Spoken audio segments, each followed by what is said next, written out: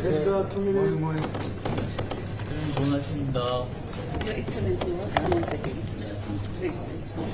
Guided by the principles of solidarity, we are placing the empowerment of our people at the very heart of the G20 agenda, ensuring that the future we build leaves absolutely no one behind.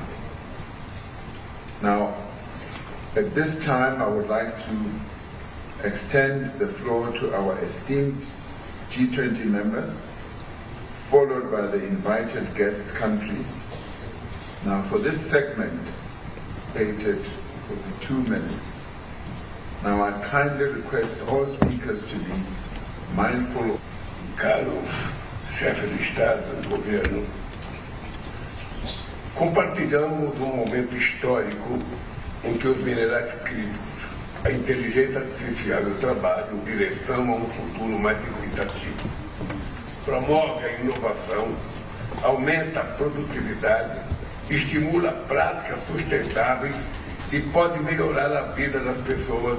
Cher Cyril, chers collègues, après avoir évoqué les défis du présent hier, il revient aujourd'hui de regarder vers l'avenir avec 3 domaines qui nous paraissent essentiels. Premièrement, les minéraux critiques qui sont au cœur de notre souveraineté technologique et industrielle. Ils sont devenus un bien commun qui doit bénéficier aux économies industrialisées et aux économies qui produisent ces ressources minières. Nous devons poursuivre, amplifier nos efforts sur des sujets aussi essentiels que la bonne répartition des richesses minérales, le développement de chaînes de valeur sûres, sans restriction de nature à perturber les échanges internationaux. La production de minerais critiques nécessaire à une transition énergétique durable doit se fonder sur des critères environnementaux, des critères sociaux, des critères de gouvernance ambitieux. L'atteinte de ces objectifs, tout en créant de la valeur ajoutée, en particulier pour les pays producteurs, doit rester au centre de nos échanges. La demande mondiale ne cesse de croître. Si nous ne les traitons pas dès maintenant, ces questions s'imposeront à nous. Deuxième sujet d'importance, l'intelligence artificielle, AI, est cruciale pour notre compétitivité, nos sociétés, notre avenir commun.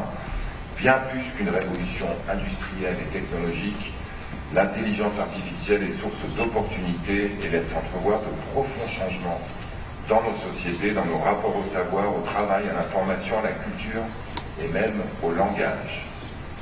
L'intelligence artificielle est un enjeu scientifique, économique, culturel, politique et citoyen qui nécessite un dialogue étroit entre les États, entre les chercheurs, entre les entreprises, les créateurs et la société civile. Il est donc de notre devoir collectif de permettre un accès à une intelligence artificielle sûre, de confiance à tous, dans un contexte où les obstacles pour y parvenir sont nombreux, inégalités socio-économiques, menaces à l'intégrité de l'information, faible diversité linguistique des modèles. La position de la France est simple et nous l'avons démontré lors du sommet pour l'action sur l'IA en février dernier. L'intelligence artificielle doit être inclusive, durable, souveraine et de confiance pour nos concitoyens d'abord. 40% des emplois dans le monde pourraient être impactés, mais aussi pour nos entreprises. Nos entreprises ont besoin d'accès à une intelligence artificielle de confiance. Elle pourrait générer jusqu'à 20% de gains de productivité supplémentaires par entreprise, avec donc des opportunités majeures. Enfin, pour notre planète, évidemment, avec des besoins croissants du fait de l'explosion de l'intelligence artificielle en matière de ressources. Pour conclure, Monsieur le Président, j'aimerais citer Antoine de Saint-Exupéry. Pour ce qui est de l'avenir, il ne s'agit pas de le prévoir, mais de le rendre possible. Il n'en revient qu'à nous de rendre notre avenir le plus équitable et juste possible, comme la présidence sud-africaine nous l'a si justement rappelé. Vous pouvez compter sur la France pour continuer le travail pour un avenir équitable et juste, dans un contexte d'évolution technologique et sociale sans précédent.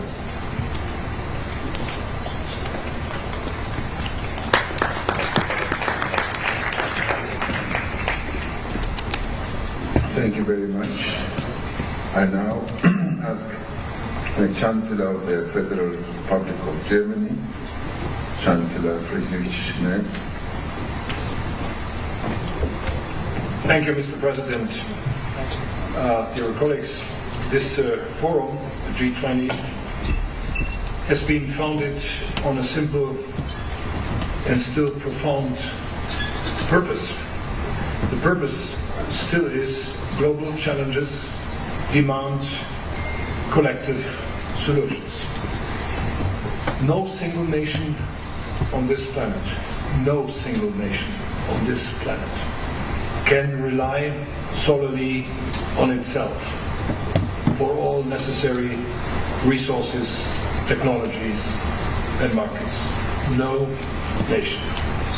This principle is also true when we take a look at the raw materials that we need in our economies and in order to power our shared future. Thank you, Mr. President Cyril, for putting critical minerals on top of our agenda today. The global demand, and I would like to remind you all, the global demand for critical minerals and rare earths is projected to quadruple by 2040. So securing access to these resources will be decisive for a fair and just future worldwide. Disruptions, on the other hand, and we saw them in the last couple of weeks and months, disruptions in global supply chains put our shared prosperity and future growth at risk. And this is why my country, why Germany, is actively building partnerships across continents. South Africa's G20 critical minerals framework provides a strong foundation for our further cooperation. So many thanks again, Mr. President, for this initiative. The focus on local value creation is an important pillar here. Increasing the benefits for developing countries in specific, from extraction, processing, and use of critical minerals will be key to secure global prosperity and fight unemployment everywhere in the world. In this regard, let me point out one specific aspect. 73 million young people worldwide are unemployed.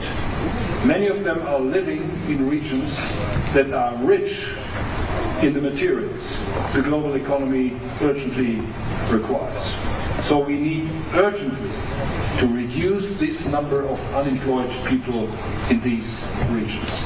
Strengthening local value creation and deepening our cooperation on skills and technology are key in this regard. Empowering not only youth, but creating the right conditions for women as well to participate in the workforce can unlock further economic potential in the G20 and beyond. Globally, the share of women in the workforce is 26 percentage points lower than that of men. Closing this gender gap could add trillions to global GDP. The estimate is up to $28 trillion to our prosperity. I therefore, Cyril, I would like again to applaud your initiatives, both to the Nelson Mandela Bay and the Brisbane target. And colleagues, if we are to build a future of prosperity and growth, cooperation is not optional, is the only way for our common success. Many thanks for your attention. Thank you very much indeed, Frederick. Let me ask Giorgia Meloni, Prime Minister of Italy. Thank you very much, dear President.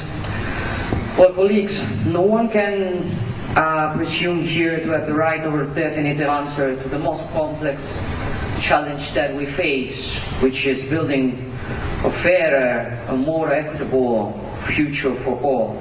But I think we can learn from our mistakes. The theory that the invisible hand of free trade and globalization would bring only benefits to humanity has proven to be somewhat utopian, to say the least. Today we can see the vulnerabilities, the inequalities, the strategic dependencies that this process has created and we have long wanted to ignore. According to the World Bank, 1% of the population has captured 41% of all new global wealth since 2000, while the poorest half of humanity has received just 1%. These are grim figures, but I want to be, let's say, optimistic. It can get worse. I'm thinking of the technological revolution, which is indeed a multiplier of opportunities, but also opens up unprecedented scenarios, from ethical questions to the many crises it can generate. New forms of power are emerging, and the geopolitical race is reaching new domains. And we cannot underestimate the risk of malicious use of artificial intelligence, in addition to all the implications in terms of guarantees, rights, and privacy of individuals that these systems generate. Artificial intelligence is the greatest revolution of our time, but it is a technology that can only unleash its full potential if its development takes place within a framework of ethical rules that put people at the center. And that is why I believe that this forum, also because it puts together lots of different sensibilities on the topic, can be the ideal place to advance the definition of common principles and standards. This is a starting point also for enabling the labor market to withstand the impact of this challenge, because the digital transition must be able to generate new high quality jobs, not simply replace workers. This phenomenon affects everyone, and it will be, in my opinion, wrong to think that some economic systems are immune because they currently enjoy a competitive advantage over others. Then there is the issue of physical resources which fuel this process. It's clear we must work together to build value chains that are transparent, sustainable, and also to ensure that producing nations can benefit from the fruits of their own resources rather than being exploited for those resources. So as you see, the challenge is to reconcile protection and innovation, diversification and security, cooperation and autonomy. And the G20 report reminds us very clearly that extreme inequality is a policy choice, not an inevitable fate. So the stakes are very high, and we have clearly a historic responsibility, but responsibility is the price of greatness, said Winston Churchill, and I think we have no choice than to pay that price. Thank you, Mr. President. Thank you indeed, Georgie. My next speaker is the President of the Republic of Korea, Mr. Lee Jae-myung. Please take the floor. 네, 정태환 의장님, 감사합니다. 기술의 발전은 인류에게 큰 기회인 동시에 또 커다란 도전이기도 합니다. 우리가 마주할 미래가 모두를 위한 공정한 미래가 될 수 있도록 저는 세 가지를 말씀드리고자 합니다. 첫째는 인공지능 기술 발전은 모든 국가와 모든 이들에게 고른 기회를 제공해야 한다는 것입니다. 이런 맥락에서 G20가 All for Africa 이니셔티브를 발표한 것을 환영합니다. 대한민국도 모든 인류가 인공지능의 혜택을 고루 향유하는 글로벌 AI 기본사회 실현을 위해 국제사회와 적극 협력해 나갈 것입니다.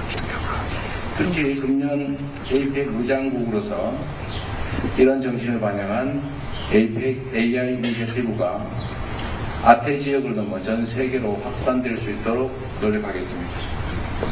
둘째, 광물 보유국과 수요국이 혜택을 공유하는 안정적이고 고혜적인 핵심 광물 공급망을 구축해야 합니다.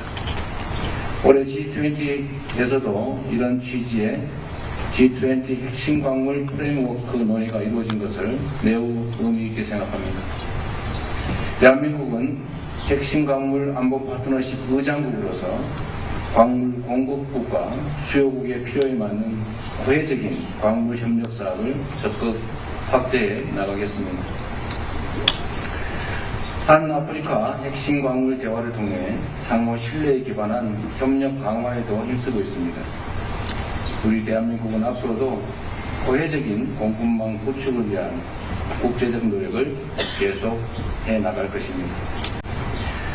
셋째, 인공지능 혁신과 핵심 광물 공급망 회복력 강화는 포용적인 기회 창출로 이어져야 합니다. 그런 이유로 G20가 넬슨 만델라 베이 목표와 브리즈번 이태쿠이니 목표를 채택한 점을 반영합니다. 대한민국은 소외되기 쉬운 계층에게 인공지능 접근 기회를 보장하는 인공지능 디지털 배움터를 구축하고 청년 맞춤형 인공지능 소프트웨어 교육을 확대해 가고 있습니다.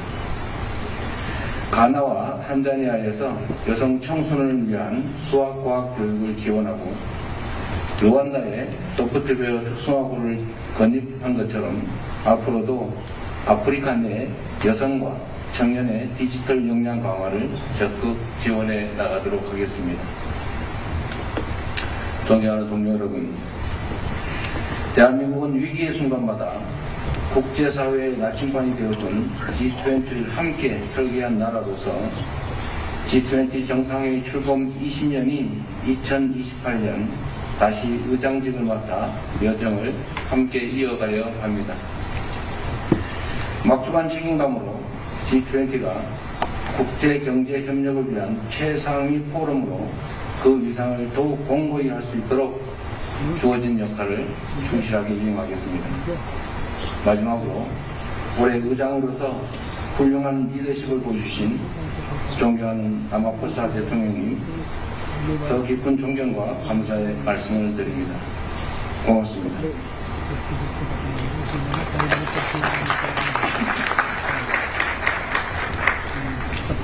Thank you very much, President. I now call upon